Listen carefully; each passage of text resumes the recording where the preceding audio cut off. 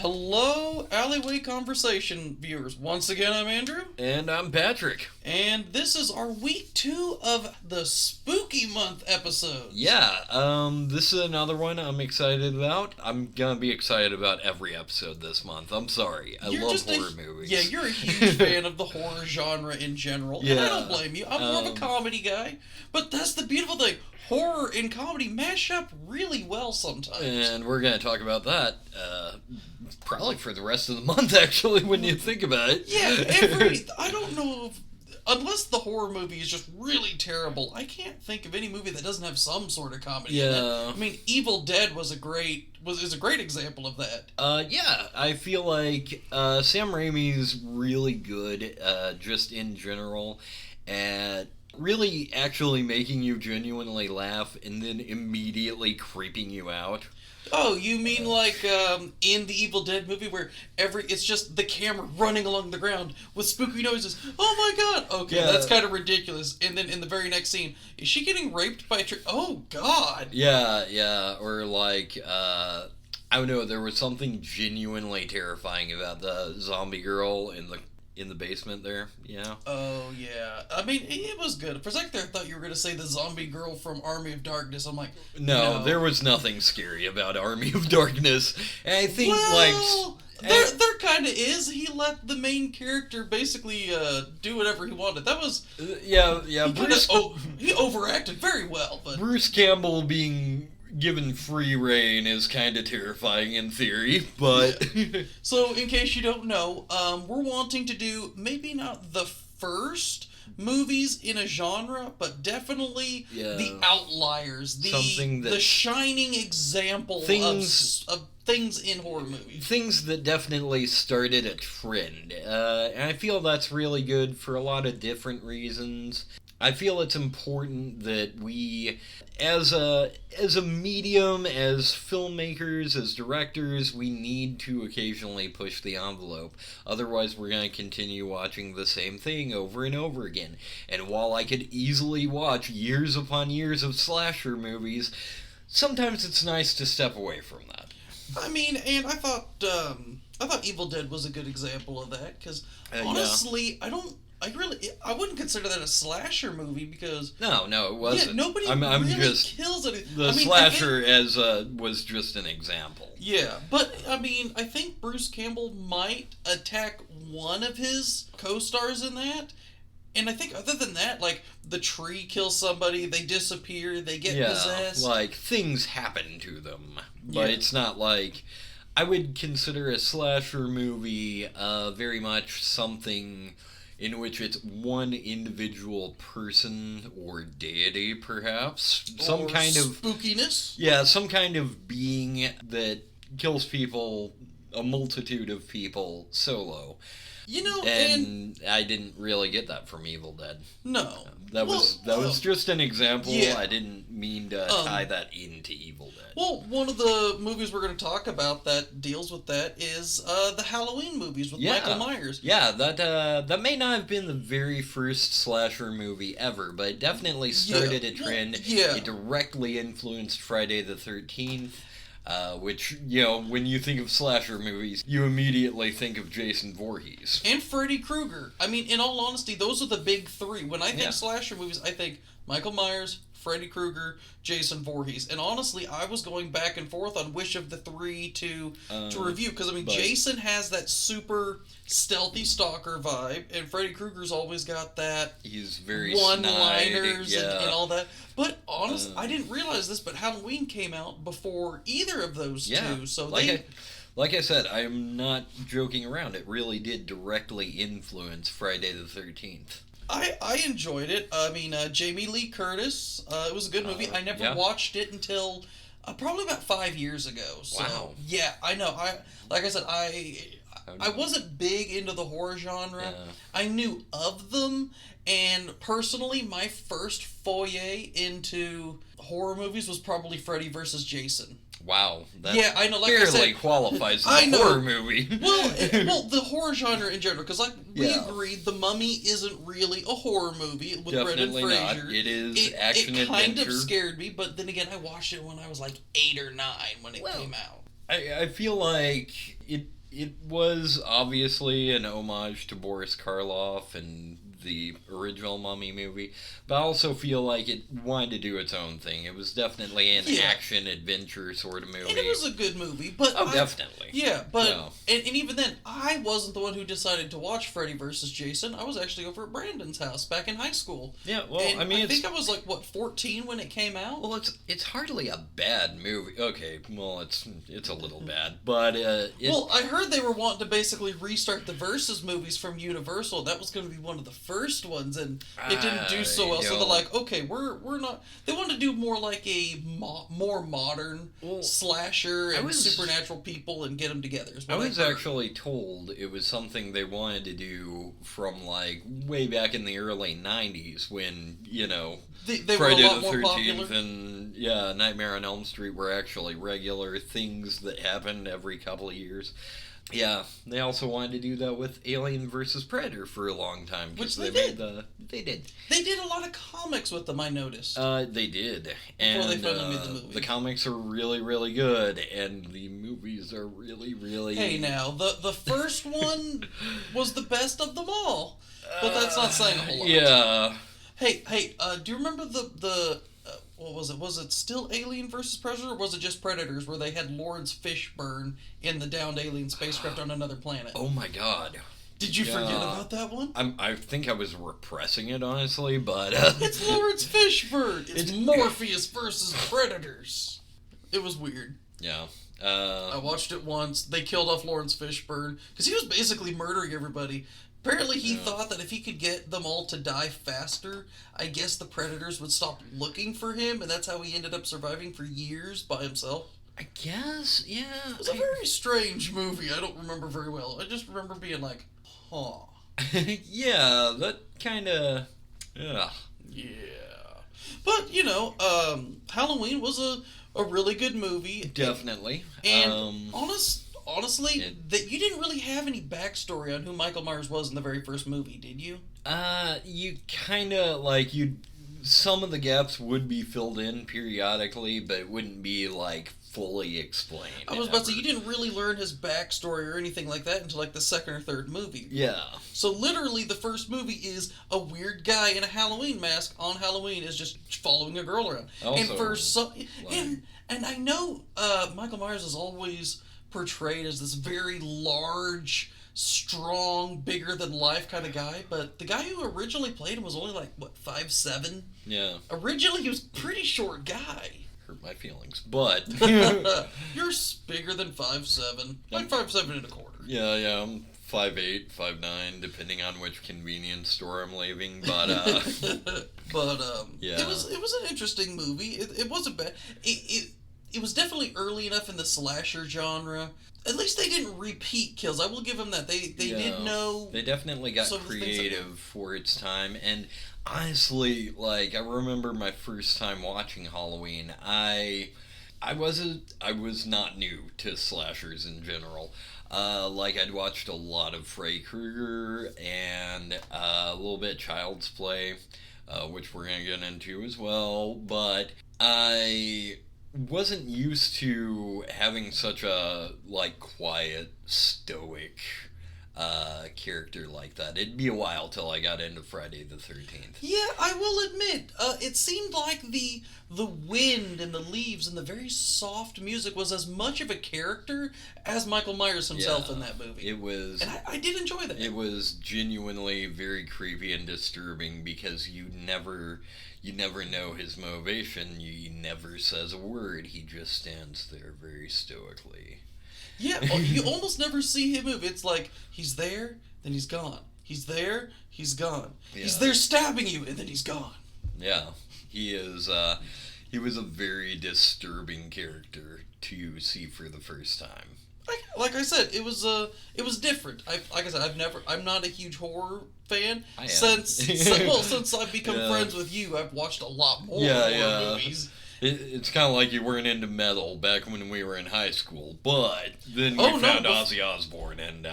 Well, yeah, that was back in junior high. Well, I grew up, and the only music Mom would ever listen to is country and oldies, and I hate country. Yeah. I do. Oldies are fun. It's not bad. It's not my cup of tea. I do feel like you need to get older to appreciate oldies. Maybe that's why they're called that, and not due to the fact they're really old. Right. And then just during our junior high talent show, somebody played Crazy Train. I go, oh my god, that's really cool. Yeah. What is that? And you just look at me like I'm an alien from another planet. Yeah. It's Ozzy. He's like, my dad taught me about Black Sabbath when I was like 8, Music, especially metal music, was always a big deal to me growing up. So it really would be like if someone were to come up to you and be like, hey, I keep hearing about this dude.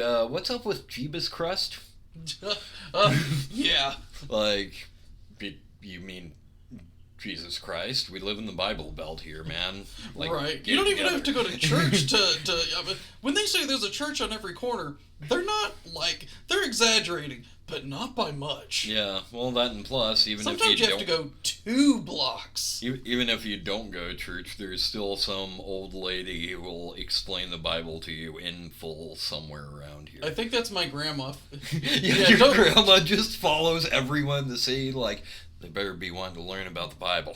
They bow to. She's not the Bible thumper. She's the Bible ninja. Yeah. Oh, look, somebody's kind of interested. Then she gets one of those little bitty Bibles. Think fast. Whoosh, throws it like a ninja star. Yeah. Just pins them to the wall with That's it. right. That's right. Ow, the New Testament. You're going to sit here and listen to me talk about Jesus. You hear me? Oh, man. Although, speaking of religion and afterlife, The Sixth Sense. That's quite a stretch, but okay. I will use whatever I can for transitions. It was a trendsetter for one. It was M. Night Shyamalan's first mainstream movie, as far as I know. I mean, I remember growing up hearing about The Sixth Sense. So I didn't get to grow up and see the big reveal of The Sixth Sense. It was a big thing. And it was like everybody knew. Oh my god, everybody's dead. Bruce Willis is dead. Well, years and years before I ever watched the movie. So I knew going into it. Oh, okay. Well, so he's already dead. So I never got. I never got to experience that. I actually ended up watching it fairly recently after the release, and it was still during a time people were still like, oh, you gotta see Sixth Sense, but I'm not gonna tell you how it ends, but let me tell you, something cool happens at the end. And yeah, I was like, I don't know, 13 or something, and I would have had to have been younger than that. Yeah, because it came out in like 2008, didn't it? No. Oh, no, like 98, sorry. Yeah, it was probably about 2001, 2000, somewhere around there, so I was probably like 10 or 11. And yeah, it still blew my mind. Well, see, like I said, I didn't watch it until high school.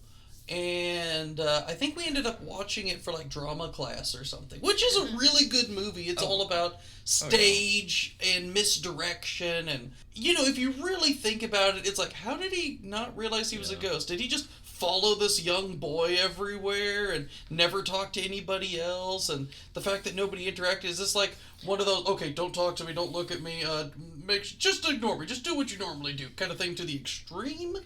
I guess it is a bit of a plot hole, but then you actually like, no, there was this one time, and then you rewatch it and you're like, wow. Yeah. Nobody interacts with him at all other than the kid. And like they say, that's one of those movies you have to watch twice. The first time, you get blown away by how amazing it is and the big reveal, and then you're like, wait a minute, no, that can't be right. And then you have to watch it the second time, trying to find all the clues, and oh my god, you're right, that does make sense. Yeah. I feel like it actually does like treat you with more like kindness than say Fight Club. Fight Club was like that too. It does predate it, but I feel like that's not really a horror movie, so yeah. And Night Shyamalan definitely did like his suspenseful big reveal movies. Yeah, like your second time watching Fight Clubs actually feels kind of insulting because in hindsight it was so obvious. It's like, yeah, you didn't know they were the same guy? Really? Idiot.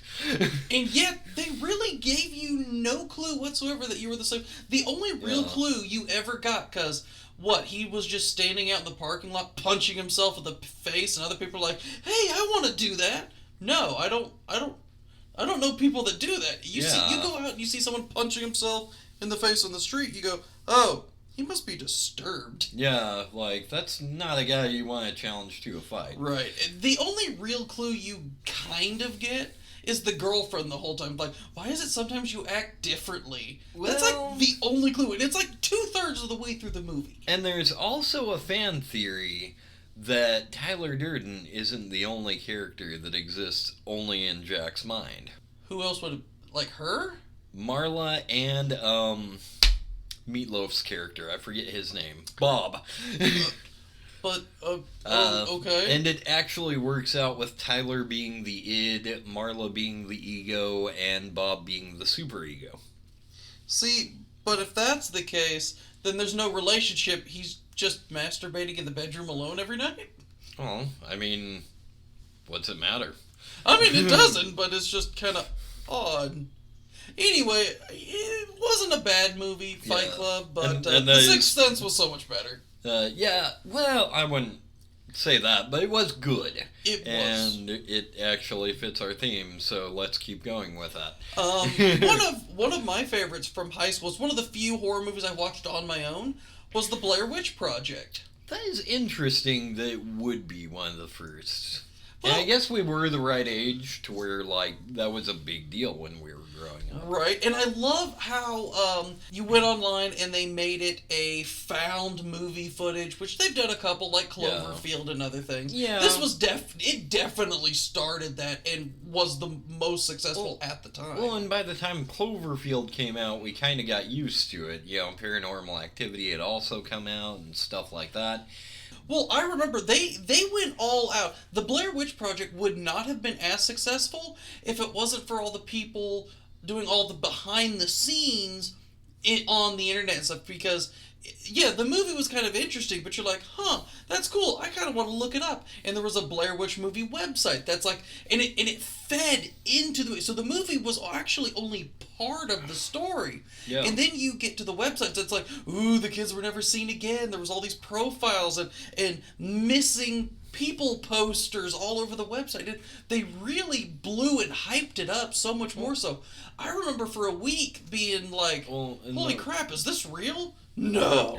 Right? Yeah, well, I was so confused. Well, and that's the thing. That's what I was trying to get at. Was just the fact, by the time like Cloverfield or Paranormal Activity or other found footage movies that everybody knows and you might like, I don't know, I was a big fan, but you already have it, you're already used to it. But when Blair Witch first came out, like, it was a really big question, like, did they really kill those kids? Well, what was that movie that, I think it was, what was it, Cannibal Holocaust? Oh yeah, where the director actually got, like, sued because people thought he killed people, like, for real. He actually got arrested in France, I think. And they were going to throw him in jail until he produced the actors, like, no, they're not dead. See, they're right here. Yeah. Do not arrest me, please. It's a French jail. They cannot be nice. Well, I mean, to be fair, the guy was Italian, so... Oh, wow. I don't know if he got arrested in France, but... I just remember he got arrested and the government did not believe that they did not die. Because it was amazing special effects for the time. It was, what, 72? Yeah. It was a brutal movie, yeah. But yeah, it was definitely, like... It was definitely one of the first to ever... I wouldn't say it was the first to make you go, wait, did that really happen? But it definitely was the first in our consciousness, us being in our 30s, we'd never seen anything like that before. Yeah, so. And don't forget, like I said, it wasn't just the movie. And there were very few movies that were like that, and like Cannibal Holocaust is actually, I don't think has ever been shown in America. Until the internet basically spread it everywhere. Not legally, but... Yeah, but I mean, the Blair Witch Project, like I said, it wasn't just the movie, it was the internet, it was all the fake interviews that they did. That was another trendsetter, like using the internet for publicity. That wasn't a thing that happened back then. No, I mean, this was probably back in, like, 2005? Earlier. Way earlier. 2003? 98. The Blair Witch didn't come out that early, did it? Yeah. Yeah, it did. Oh. Because, man. It was like way back then, man. Like 98, 99, I think. Oh, man. Yeah. I just assumed it was just a little older than that. I thought because I remember watching it on VHS. Yeah. And well, okay, never mind. Yeah, yeah. Think about what I you're remember saying it was now. about 2000 when the big swap from VHS to DVD was happening. Yeah. It was around between 98 2001. It was sometime kind in of there. gradual. Like, you could have still probably grabbed a VHS of a fairly new movie at the time. Oh, but yeah, by Well- like 2005, well, like yeah, well, VHSs were not even a thing. Oh yeah, well I remember in 99 2000 when it was still the dual sides, the DVD VHS combos were really popular because people still had their VHS collection Yeah. and they were starting to get DVDs. Yeah, it was super convenient for the time. Just because growing up we had a whole lot of like bootlegged 70s movies and stuff. And I grew up with a whole bunch of the Disney collection, and Yeah. those came out on VHS. And I mean, you just, you didn't want to give up your entire movie collection. You gotta understand, I've had movies for days with that. But at the same time, you get a crisp, clear thing. You can actually watch new movies in like theater quality back then. Yeah, VHSs, they were a lot heavier than DVDs. They couldn't hold as long. I remember Braveheart on the 2 VHS. Oh yeah, Big Clockwork box. Orange was the same. And it was good. Yeah, I remember Blair Witch on VHS. If that tells you anything. Yeah. Again, we are in our 30s, which means, there are some things we didn't get to see, like Cannibal Holocaust for the first time. But there were a few things we did see that some of our younger audience members may not know about. True. The very first gaming console I bought with my own money was a PS2. And not terribly long ago, a kid in his 20s actually asked me if I'd ever seen a PS2 in real life. Really? And I felt like crazy old, yeah. Yeah. Hey, mister, what do you mean you have to turn to channel 3? God, are we really that old? I'm afraid we are. But, Oh. Hey, you know who's even older? And we get to talk about him again? It! Yeah, I'm sorry about that one episode where we didn't talk about Tim Tim Curry. Curry, but at the same time, the whole theme of it was going downhill, and Tim Curry is perfect just the way he is, no matter what he's doing. So... I'm sorry, we really like Tim Curry. And we're going We to talk do. about It, one of his phenomenal movies. Yeah, it's like, usually you can tell who a person is based on who you recognize Tim Curry from. And a lot of people immediately think Pennywise from It. I mean, I mean, it looks like he's Yeah. jerking off, baying like a donkey, and just, he's Yeah. wonderfully insane in that movie, and I love him. Yeah, it is. It's actually kind of sad because I actually watched the It reboot not terribly long ago, and I didn't hate it. It wasn't as good, but at the same time, I also kind of realized, well, Pennywise wasn't as good as he was in the original. But then, too, I'm expecting someone to be a Tim Curry quality clown, and Yeah. that's not gonna happen. And I guess the big problem I have with that is they turned Pennywise into basically another slasher, into just an evil character. Whereas what I really liked about the Tim Curry It was that He was a really good clown. well, I mean he was evil by all accounts. Yeah. No ifs, ands, buts, but he's here. Is he here to kill you? Is he here to drive you insane? Is he here to hypnotize you? Is he just going to make fun of you and make you want to rip your hair out? Because he was all over the place. Whereas I feel like the new Pennywise is just here to scare the crap out of you and then kill you. But basically, they turned Pennywise into just another horror character. Yeah, like, I'd even suggest he is not scarier. But at the same time, he is scary, but at the same time, you're forgetting about a crucial element. He's also a freaking clown. Be a little funny sometimes. Well, like I said, Stephen King talks a lot about the different types of horror. There's the uncanny valley, there's horror, there's terror. And when you see Tim Curry, you don't really know what to expect. Because there are times when he almost invites the kids in. That there's that one bully he literally had captured, kept him alive for 27 years, didn't bother to kill him, just drove him insane. Yeah. I don't know why he would do that. And that was the other great thing about him. You never understood what he was doing or why he was doing it. You're like, well, you only come alive every 27 years to kill and eat people. So why are you doing more? And how many other people could do that and it still be a good character and not just be like, oh, you're all over the place, you don't make any sense. That's stupid. But he does it in such a way that I feel like it's not that the character isn't grounded in a direction, it's that we can't understand his motivation. We know he's an alien. Yeah. We know he's at least hundreds of years old. We already know he's always been crazy like this. Maybe it's not him that's crazy. It's us that are just can't understand. You got gaslit by Tim Curry? Yes. And that's the beautiful thing. Yeah, it was actually... Well, I mean, it also kind of reminds me a bit of, like, another certain slasher that we all know and love. But here's the thing about it. When Robert Englund does weird random crap, you kind of know what he's doing it for. It's just shits and giggles, because he's a weird guy and likes to do weird things. But with Tim Curry, yeah, he seems incredibly brilliant, and you're just like, what's he getting at with this? And he could have just been like, you know what, I'm going to try something. We don't know. He easily could have just been like, handful of darts, throw it at the board, see what sticks. And we don't know. And we wouldn't have questioned it. Yeah. But that was also the beauty of Stephen King, because it's a Stephen King book, and it was already really...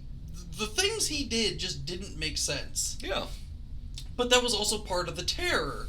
Like, oh my god, there's an alien. Okay, well, that already is kind of scary, because it's an alien, and it eats children. Okay, that's also kind of scary. But sometimes he doesn't, sometimes he does this, and he also parades around as a clown. Why? Yeah. Because it attracts kids. Hey, you want to float down here in the sewer? Why? Yeah. Why? How bad do you have to be to make balloons scary? Just wow. Well, and that was the one thing that was pointed out, I believe, by Doug Walker, actually, is that in the reboot, you know, you see that scary-ass clown down there in the gutter, and he's like, do you want to play? Well, any kid's gonna be like, nope, I'm getting the fuck out of here. And yet, but at the same time, with Tim Curry, he's actually, like, warm and inviting and actually funny, and you kind of believe it. Like, yeah, this dude could totally, like, talk a kid into going down into the sewers. Right? I'm just saying, if Tim Curry wanted to have a van that said free candy on it, there would be no children left in America. Yeah... Okay. Everyone beware Tim Curry. Tim Curry must only use this power for good.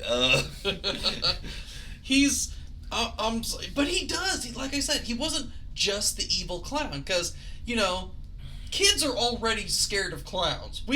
There's been a lot of science that proves this. Yeah. So the fact that as a kid, I didn't want to watch Tim Curry. Everyone was like, oh yeah, kids are scared of clowns because of it.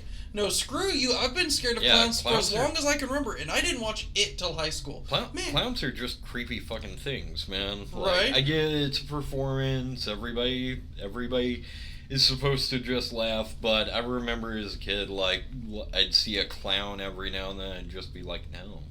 Well, and that's the thing. You had to learn to not be afraid of clowns. That's why adults could watch clowns and be like, okay, this is going to be kind of awesome. Kids are like, who the fuck is this? Why do they have giant feet, rainbow-colored hair, a weird nose? No, this is really insane. What is going on here? Yeah, I know, right? So really good villain. It got a little weird, but it's Stephen King, and by now we should really be used to the fact Stephen King gets freaking weird sometimes. Sometimes. Most of the time. Yeah. It's great. He does a little bit of horror, but he also does things like Shawshank and Green Mile, and he also does drugs. Lots and lots and lots of drugs. He's quit, by the way. I Is do want to that point why that some out. of his newer books just aren't the same? Yeah, he's kind of got, like with Aerosmith, they were actually way better when they were actually on drugs. No, I wouldn't say he was better. Some of his newer stuff is still good. Okay, fair enough. Like, I know we're not talking about books, but one of his horror series, he actually did a remake of a zombie series called Cell. It was really good. So, instead of a virus that gets transmitted through biting people, Yep. there is a program that at a certain time of day, every cell phone in the world emitted a frequency that scrambled people's brains and basically turned them into zombies. Huh. Yeah, really cool. It was a fresh new take on zombies because kind of reminds me of Shaun of the Dead.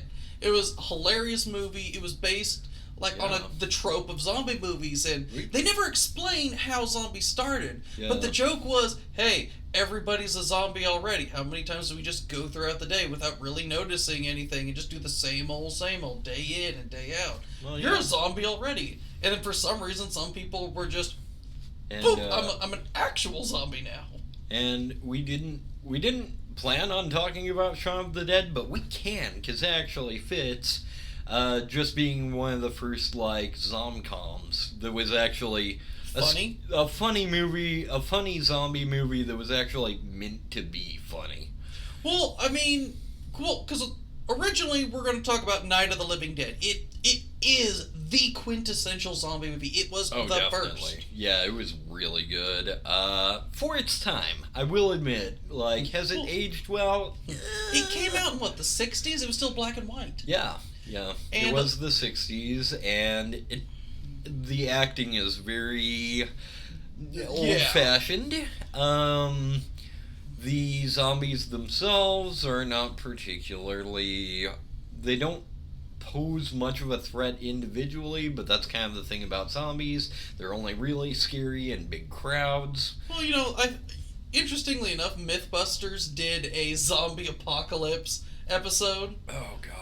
And literally, they did a couple of things, oh my god, how terrifying would zombies be? And, hey, look, if there's less than, 50 in 100 square feet, you can just literally walk through them, and as long as you're kind of paying attention, hey, one's reaching out for me, smack. No, stop that.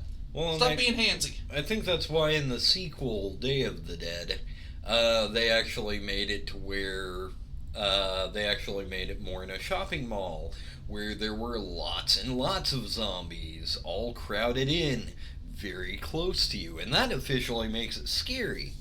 Well, they added a few things, and I did enjoy it. I got to watch a review on it, and it looked really good. I've never seen any of the original George Romero Night of the Living Dead zombies. Oh, they are good.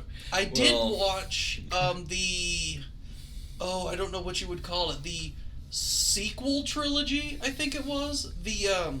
It has all of the canisters of toxic waste or something. In the first, it's 3 different movies. In the first one, the government is experimenting with these chemicals. It gets spilled on a graveyard and the zombies come back. They can talk. Oh. You know what I'm talking about, right? I don't, but this sounds so lame. Oh yeah, they pull a corpse in and they strap it down and they're like, why are you trying to kill us? I need to eat brains. Well, why do you need to eat brains? Because being alive is pain and brains make us forget. So apparently there's some chemical in the brain that makes being alive again not so painful. And the chemical itself, it gets absorbed through the skin and it actually kills you. The gravekeeper and his nephew, one of the people, actually gets infected. And it's a really weird movie. I like it because it's just so out there. Literally, the very end of the movie, if I remember correctly, is one of the chicks turns into a zombie, strips down butt naked, and she's naked the rest of the movie, and she's leading a horde of zombies to a police barricade, and she's just running at them naked, and the military's like, that's it, nuke them. I will give you this. It's a very unique take on zombies.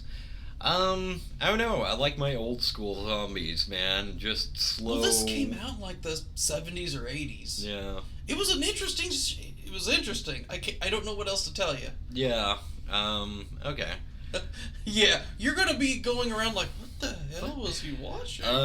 Ooh, there is actually a really fun fact. I have a Night of the Living Dead fun fact. George Romero's dead. Yes, he is. He might come back.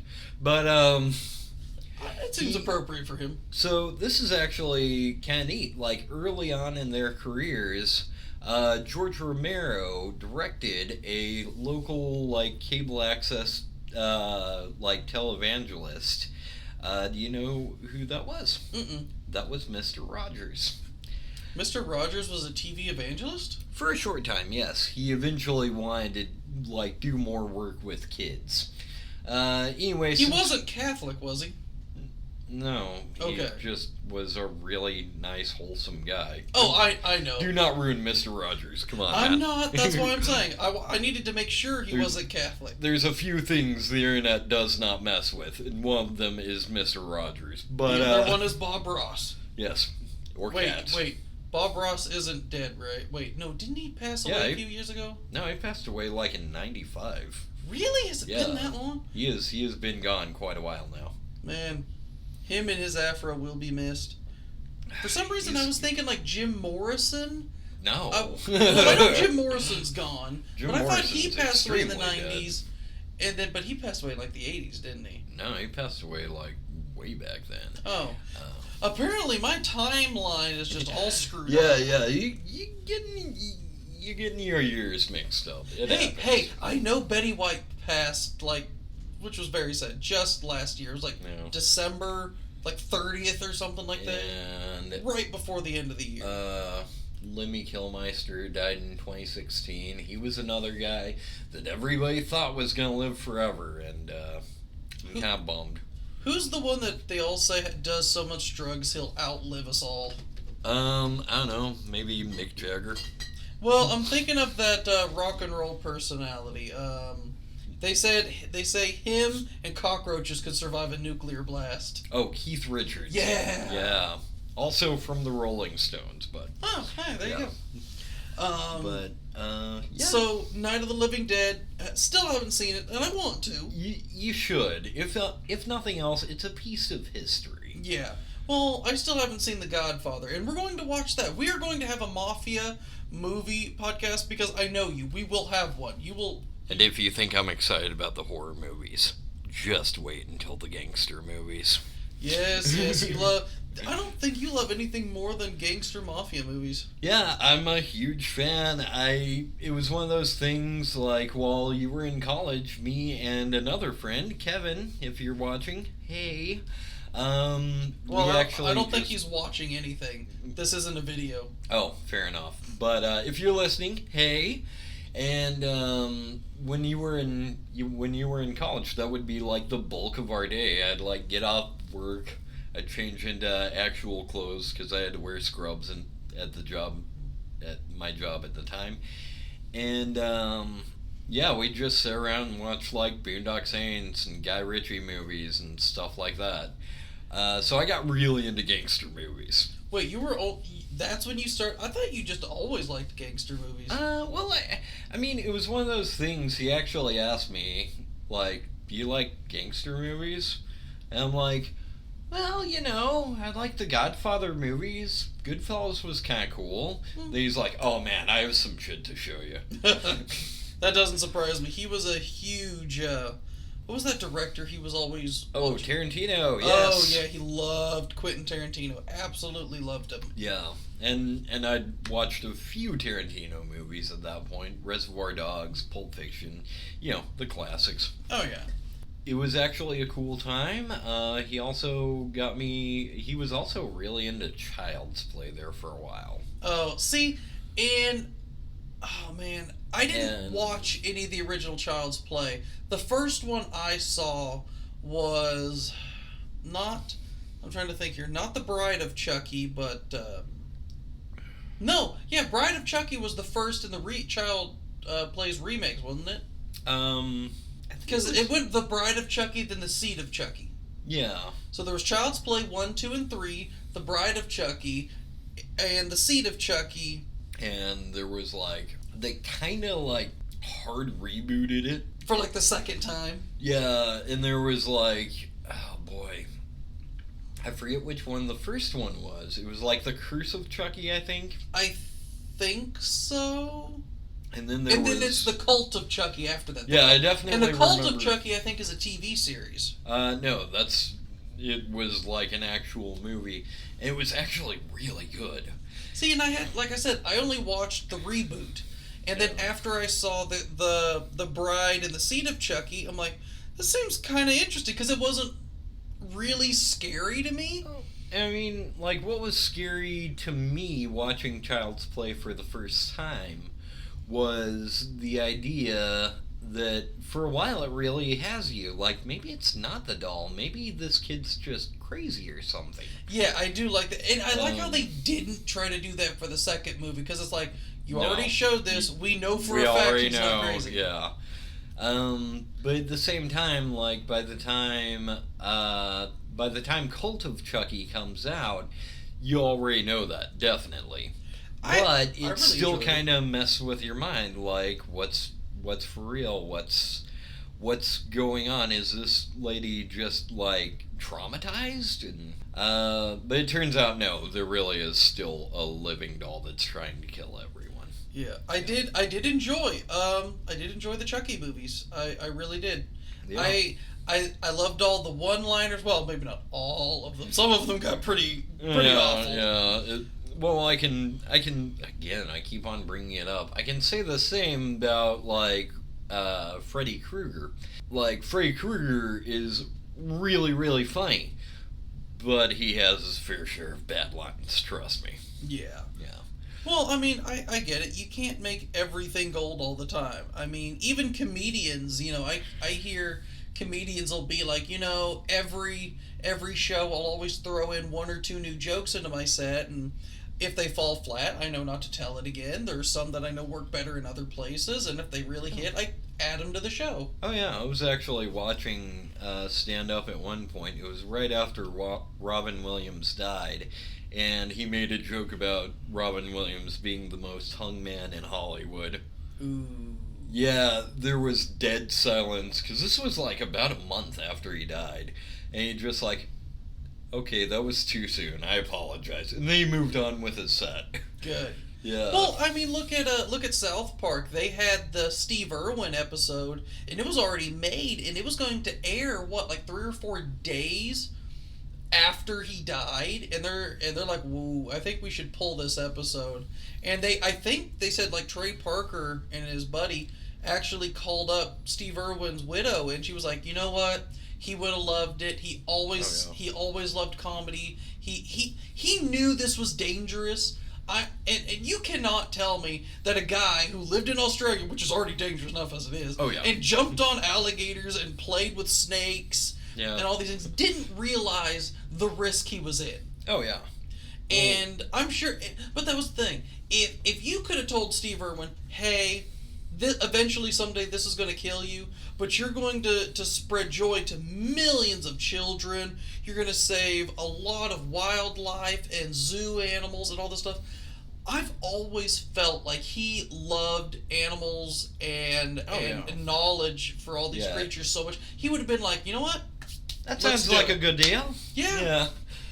He got what, 10, 15 years of doing this? Yeah. And I still love watching some of the interviews he did. You know he had no idea what to do about becoming a father. He's like, you know what? I've been an animal wrangler, and me and my wife just always go out. I had no idea what to do with a kid, and he's like, but at the hospital they put this little baby in my arms, and just boom, it just looks like something clicked. Oh yeah. And I mean, I have yet to this day hear a bad word about Steve Irwin. I've never heard anyone say, other than maybe, man, you don't come between him and his animals or his family or something. And to be fair, that's not something bad. That is yeah, that great sounds like respect. A good thing. Yeah, I have nothing but respect for you, Crocodile Hunter. You were gone too soon. Good day. Sorry. So That might be a little racist. speaking of racist, where are we going with this one? Exorcist. It kind of rhymes. Oh. Okay, that was a stretch. Yeah, for me. come on, man. But yeah, Exorcist was definitely the first exorcism movie that I can think of. It also had a ton of sequels and imitators. You know, it was also the very first movie I'd ever heard of. And granted, I hadn't heard of a lot of movies by then that did this, but there were some people just absolutely terrified by the Exorcist movie. They were leaving the theater in droves. Yeah, my mom was actually talking about this at one point. She first saw The Exorcist on TV when she was babysitting, and the power went out in the middle of it. So it's very scary to her. But well, they're gonna need a new couch. Yeah. Probably some drapes and a window, because I'll be making a Scooby-Doo hole out that thing. Oh yeah, and it really was kind of like, because you really just did not understand, like, it's kind of one of those things like with Child's Play. You weren't really sure if the kid was just crazy or the doll was really messing with people, but this one, you made it abundantly clear, like, there's a freaking demon inside this little girl. And don't forget, this is also right in the middle of the hellfire and brimstone and TV evangelist, and that was everywhere. It was still a very Christian time. I couldn't imagine being in the Bible Belt at that time watching that. Like, that must have been horrifying, because teenagers were getting persecuted for playing D&D at the time. Yeah, don't even get me started on that. We'll talk about some history stuff like that at some point in time, but not today. We don't have enough time left in this podcast. I'll lay off. But no, I mean, there's a lot of preachers and pastors and communities at this time. There was a lot of what I like to call the demonic fever at this time. Lots of people were. It was kind of like straight dudes back about 10 years ago being like, is eating vegetables gay? Is this gay? Like, they were just like, is wearing rosaries demonic? No. Yeah. But I can understand. It was probably terrifying to them, because this is something you always hear about but never see, or you might have known someone who could have possibly gone through something like that, but the family was keeping it hush hush. Fun fact about that, Jello Biafra actually pointed out, anytime that there's some small town with like some crazy demonic devil worshippers, like, you always see, like, the headline clipping has a cop looking into a tunnel, and there's always a Dead Kennedys logo. The Dead Kennedys. Yeah. I don't get it. Well, I don't know the Dead Kennedys logo.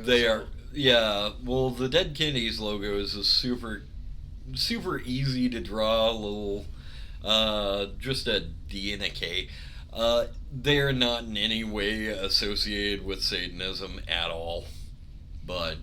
Yeah, well, parents in the 70s certainly like to do that. Yeah. Again, we gotta get off this subject. There's no way we have time for this. But really, considering the state of America, The Exorcist came out at just a perfect time for that. Oh, yeah. Because a lot of things were growing and changing as a society. D&D, punk rock were both happening. And it was definitely a new and exciting time, but also a scary time for people, mostly parents. Well, think about it like this. Before this point in history, I'd say before, the 1920s, 1930s, before that time, things changed in the world in centuries. Yeah. At this point in human history, everything is changing by decades.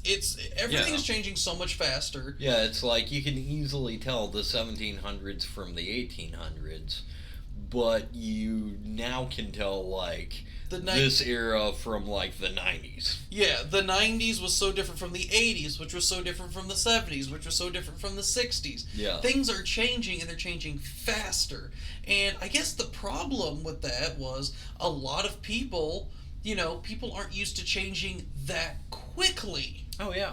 So, usually you could, from when you grow up to the time you die, which also now is a lot longer than it used to be, you could basically go your whole life and learn, 2 or 3 new things. Now you can do that a day, an hour. Oh, yeah. So, yeah, the world was changing, and I get that. But some things didn't change, like the whole family structure. People really didn't want to change, mother, father, kids. But then during this point, you really do have women are now starting to go into the workforce. Yeah. And so now kids are putting themselves to school. And then when they came home, they didn't have the parents, or at least the mom, around. Because that used to be the thing. The mom was there when you got up. She was there when you came from school. She helped you with homework, dinner, and all that stuff. Now kids are by themselves. That's also probably why television exploded the way it did. Because, and there was a lot of, like, children's programming that came out in the 70s, like Sesame Street or The Electric Company and stuff like that.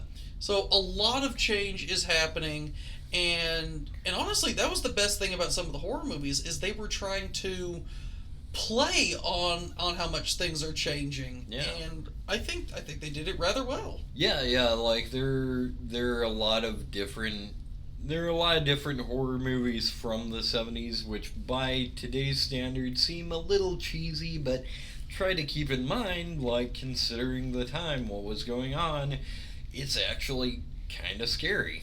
Well, also think about it. The 70s is also probably when your most prolific serial killers were going on. Wasn't this around the time of John Wayne Gacy and Jeffrey Dahmer? And I mean, honestly, serial killers. I mean, the earliest serial killer in America, whenever I think of it, is usually H.H. Holmes. Yeah, but he was like 1 in a billion. Serial killers weren't really classified. They weren't really a thing. So by the time, I think it was around the 50s and 60s, it was a very brand new term. Killers. Technically not a serial killer, but Ed Gein counts. Yeah. He also influenced Leatherface in the Texas Chainsaw Massacre. Yeah. Yeah. And just, He influenced a lot of slasher movies, but because he was a spooky dude. Was that the one that his mom died and he, like, killed people and made clothing and furniture out of people's skins? Yeah, he was weird. He was, That's like I said, mildly. He's a spooky dude. He did all kinds of things. Also, the inspiration for Psycho. Jason Bates, or... Norman Bates. Norman Bates, yeah. Jason Bates, Jesus. I remembered the Bates Motel. I got part of it. That actually is something good to end on. Psycho. Yeah, we weren't planning on talking about that either, but it does fit. That might have actually been the first slasher movie. I mean, black and white. I mean, Alfred Hitchcock, come on. I remember some of his movies really freaked people out, like The Birds. Oh yeah. If you had bird phobia, which apparently is a lot more common than I thought it was. Oh yeah, I understand being scared of snakes and stuff. But I mean, I really like birds, and to cheer people up when Facebook was still new and fresh, I would post all kinds of penguins or owls or something to someone's timeline just because I thought they were cute. Yeah. And as it turns out, some people got freaked out by that. So, it's not even a real bird. It's a picture. Come on, people, calm down. It's okay. Yeah. Bird. Yeah, exactly. So, did they hate Birdman? Would he not be their attorney now? Yeah. Birdman, attorney at law. Oh, I've missed William Street so much. So Psycho, very, very interesting movie. I mean, definitely. definitely psychotic. He was a sociopath. Yeah. Or a psychopath. I really can't tell the difference. I don't know enough about psychology to be able to tell you the difference. Fair enough. It was also one of the, I wouldn't say one of the first twist endings, but it was definitely one of those, like, I can imagine people back in the 50s, like, you gotta watch this scary movie. It's called Psycho. I don't want to tell you how it ends, but you want to watch it till the end. Well, heck, I remember I was looking for Psycho back in the day because I wanted to watch it. I heard good things. And I actually came across an interview with Alfred Hitchcock back in the day, and he told theaters, because apparently back in the day it was perfectly normal for people to show up late, leave for concessions, whatever, and just come and go from the movie. Yeah. And he told people, you don't understand. Psycho is a movie that builds from the very start of the movie to the very end of the movie, and it just keeps getting bigger and bigger, and if people miss some of it, they're going to stumble. Oh, yeah. Once the movie starts, you cannot let people in the movie. And he told them, you will not let people in the movie or I won't let you show my movie. So once the movie started, you weren't allowed to go in anymore. Yeah. And I don't know if this was still back in the time when they did intermissions for movies, which is kind of hilarious to think about. Oh, back in the day, you had an hour and 15-minute movie. You needed an intermission because people weren't expected to sit for that long. And now you have 3-4 hour movies that you got to go in one spiel. I hope you brought an empty bladder. I could not make it through the Jurassic Park movie that just came out. I had to, like, step out for a cigarette because it was like, what, 3.5 hours long? Well, the Hobbit movies, which, don't get me wrong, I liked the Hobbit movies, definitely but they're good. very long. I remember the Battle of Five Armies, and I'm sitting here, I'm basically grabbing onto the end of my dick, trying to keep from pissing myself. I'm like, I know the movie's got to be almost over. Yeah. Oh God, please let the movie be almost over. I just couldn't do it. I ran to the bathroom, came back, and I went, oh man. And then the end credits came up. I'm like, oh, come on! Yeah. If I waited like 10 more minutes. I did that during the new Doctor Strange, and I regretted it immediately, because that was the Bruce Campbell cameo. I waited this long to watch comic book movies because I get nerd rage, but I mean Sam Raimi, though. Yeah. I love Sam Raimi movies. So, you know, there's a lot of really good genre-defining horror movies out there. I mean, we obviously can't do them justice. Oh, yeah. How do you... And we couldn't even go over, like, half of the ones we should. Right. We had like, a page of movies we could go through, and we're like, no, we gotta keep this to under a reasonable amount of time. Yeah. Come on. Like, there's nothing standard about our episode length, but at the same time, we don't want to keep you here all day. Right. We try to get around an hour, and we know sometimes we're a little under. We're usually not. Yeah, we usually we have some stuff to say about something. Yeah. Some people even seem to enjoy it. Like, congratulations, thank you for listening. It was a really good... I'm sorry, we're trying to wrap it up, but it was a really good, like, movie with a twist ending that actually did have some imitators. Sleepaway Camp. Chicks with dicks. Yeah, well, I mean, you sit there during the entire movie like, yeah, she's the killer. I know she's the killer. Yeah, that wasn't the surprise. There was a surprise at the end that I did not see coming. Yeah. But it wasn't the fact that she was the killer. Yeah. I recommend it. It's another really good slasher movie. I really like slasher movies. For some reason, I just got that on the brain. But at the same time, maybe because it's spooky season. You know, you say Sleepaway Camp, you know what movie's popping in my head? Yeah. Ace Ventura. Oh, God. Yeah. Those of you who know both of those movies, you will know exactly what I'm talking about. If you know one of the movies, you'll understand what's going on with the other one. So, alright, I think we've held people up long enough. So join us next week when we're going to go over horror video games. Oh, and I promise we won't go into Resident Evil. We had a really long episode about that. No, we talked about Resident Evil enough at this point. But. So, unless somebody wants us to go over some of the games we've played and stuff, then you have to leave a comment, or else no go. Yeah, we won't talk about games we've played. at all. What are Yeah, we going to do? will. Just sit here? Yeah. Yeah. What are we going to do? Just sit here in silence? Yay. I like horror video games. I do too. Okay. Well, we said we wouldn't talk about video games. Here's a board game. Yeah. Are there any horror board games? I guess there's Clue kind of counts. XCOM, but that would be more action-oriented. Yeah. Horror. You know, there's an Eldritch horror board game. Okay, I'm sorry. Sorry, No. people. We're not going to talk about this. Yeah, we are not. We are not going to bore you to death with this. Yeah, we are not. We're not really board game fans, so we're just kind of coming up with I like a couple of them, but I don't have a group of people to play with anymore. I used to, years ago. I'd be willing to, but yeah, it really does depend entirely on who you're playing with. It's kind of like D&D in that sense. It does, yeah. You know what? We'll have a D&D episode as well sometime. Talk about our favorite stories, but not today. Yeah, definitely not today. It's spooky season. We're talking about horror movies. I guess next week we're talking about horror video games. And I could not be happier. Right. Yeah. So once again, I'm Andrew. And I'm Patrick. And thank you for listening, and have a good day. Hey everybody, Andrew from Alleyway Conversations here. Just letting you know, we do have a Patreon page, and we would love to have you join. Whether just to look for updates, release schedules, or if you'd like to support us, we would be happy with anything and everything you can do for us. I know me and Patrick would really appreciate it. Thank you and have a wonderful day.